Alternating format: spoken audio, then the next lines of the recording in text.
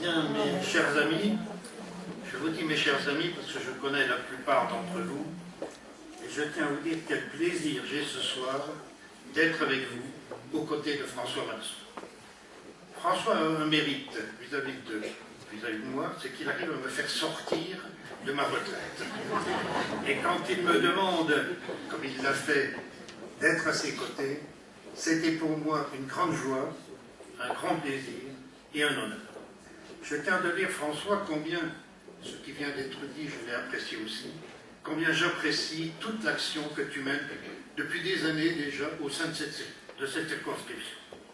Je n'oublie pas que j'ai été à l'origine, avec d'autres, de ton départ dans la carrière politique de député, et je ne m'en suis jamais, dirons-nous, je n'ai jamais regretté, car je puis témoigner combien tu es présent, combien tu es attentif à tous les habitants de cette circonscription, combien tu sais les écouter, combien tu sais leur rendre service.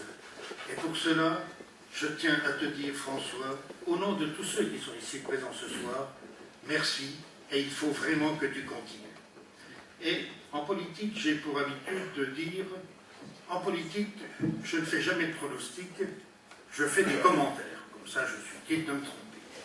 Et pour une fois, je vais déroger à cette règle, et je vais faire un pronostic.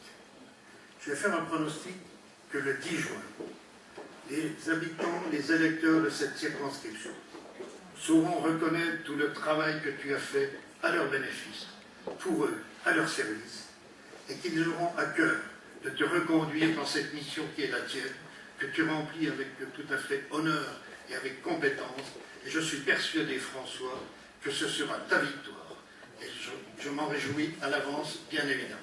Je voudrais dire aussi que, et remercier tous ceux qui t'accompagnent lors de cette campagne.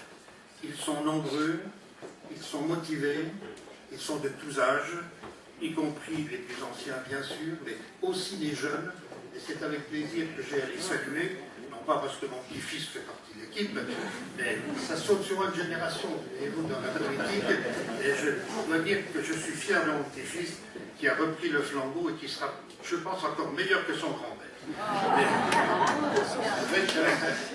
Mais je voulais dire que donc je suis confiant pour le 10, mais il faut que chacun se mobilise, que chacun soit présent pour expliquer combien ce vote va être essentiel pour l'avenir de notre pays, pour la France. Merci.